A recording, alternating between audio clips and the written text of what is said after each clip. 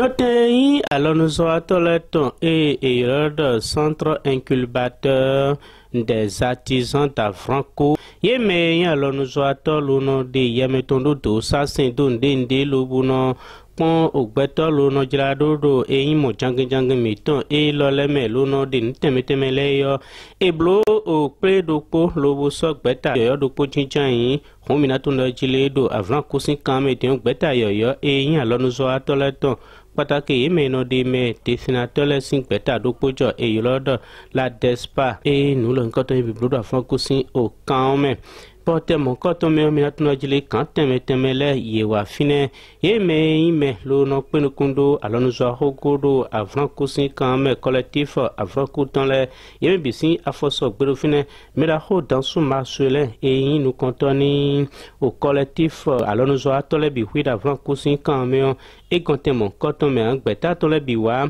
o meraho Élysée Ahwanchede e hui azani alors nous a tole bido me podo anakoko gbeji e gonfine a ye me kan temele yo ye wate mon coton me lobo no asodo meri bo no kwenu kundo alors nous a tole de sugo e wa temon coton me be wana plon e beta jijo de na suhuingbon o ina ton tembe yedo o yekamo kotome Élysée Ahwanchede do ho a outre les associations de gbeke le pot de bojo twa tondo bolancer un podo mipo dans mi bureau donc nous avons un problème et vous devez tout faire pour que le bureau réfléchisse aux formations recyclage chaque jour réfléchissez toujours formation il n'y a plus autre chose que les membres attendent de vous s'il n'y a pas de formation s'il n'y a pas de recyclage là bon nous avons que le président Mbowa Kandji et ma formation de bypass au boulot nous venez bloquer tableau binzi vitesse sur boy foi mais la ho Marcelin dans sous président collectif et des sous de ho bon président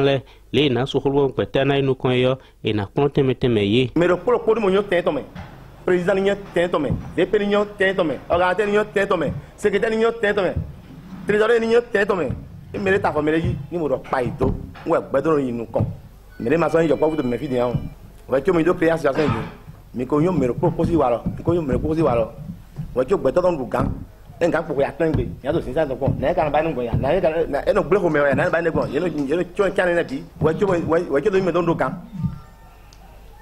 ndo immédiat do walo do wa fi gbe dai je gbero na dikebo e na wuzu bona dio parce mileto dindin gbeto de na wason u dimite bona wason ko mi gbo when we do ene gudo to mera Élysée Ahwanchede o tito eji gbeta na wazodo yo ede hogo o dele sime lobo ein vivi siseni o meledo temo kotome constituer un creuset d'échange de partage d'expériences et de défendre les intérêts des artistes, dessinateurs, peintres, sérigraphes exerçant aux résidents dans le ressort territorial de la commune d'Afranco. 2. Promouvoir la solidarité entre les membres, notamment à travers l'organisation des rencontres, échanges et partage d'expériences. La formation duale pour les apprentis et améliorer leurs conditions de vie. Et à Gossin Fine, Minatondo Mejili, Beta ena kwenu kundo igwe yeme beto tenewedu beta mon kotome. Bon, meda ho a wanvoy ke o Victor ewe yin nou kontoni beta a Despa et yan Afranco ton. Après Victor, président association Adespa.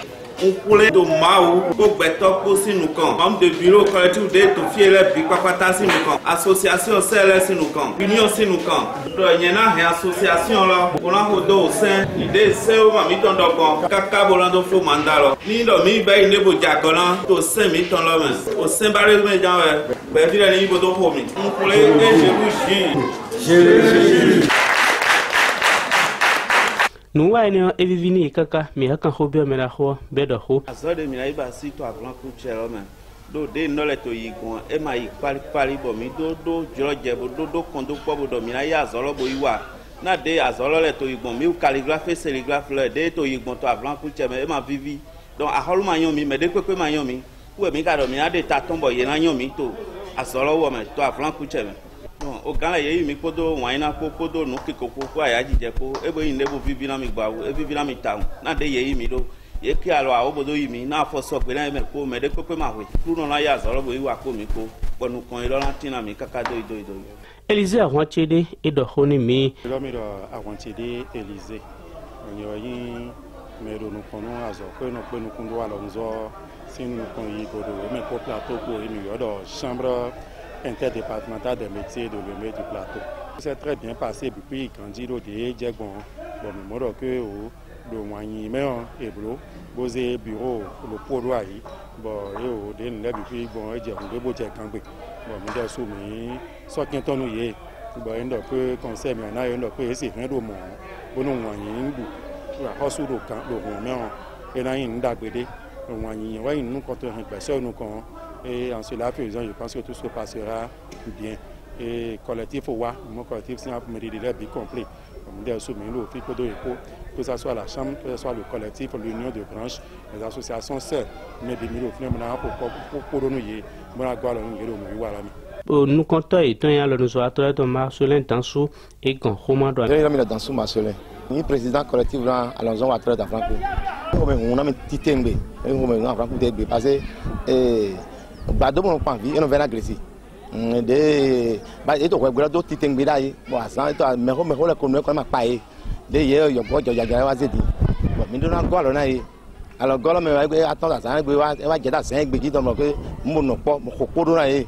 Na association jo ndagbe we parce que yeto fufuru pe ya sa no ka jo din ina se gbe to pe me na ide le ina wa so alo me owo atire ke fie le na no leri titola na yin dopo na ne wa so no créer association de ka créer de gbe nu e ko yin hudo to na bi ba ko be mi na do na di ma na mo kun je me mais attends c'est quoi we boji noto yetan. On m'appelle Gaillet Aristide.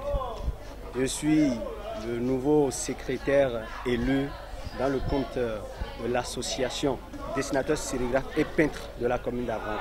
Nous sommes tous heureux, comme vous le constatez. L'association des dessinateurs, sérigraphes et peintres de la commune d'Avrancourt a vu le jour devant les diverses personnalités qui étaient présentes. C'est une première. Et nous avions tant lutté depuis des années et c'est fier de voir aujourd'hui que cette association est en train de voir le jour. Nous sommes tous heureux. Parlant d'objectifs, ils sont nombreux. Le premier d'ailleurs c'est de défendre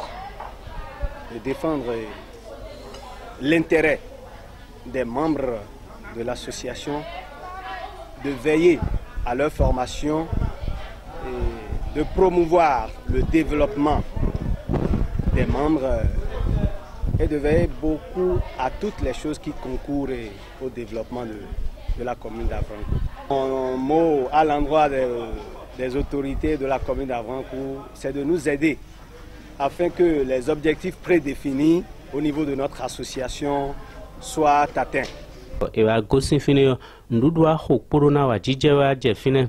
Bon, il va nous plo loboade ou hier, dopo, et photo de famille Africa Soleil Média mi demain.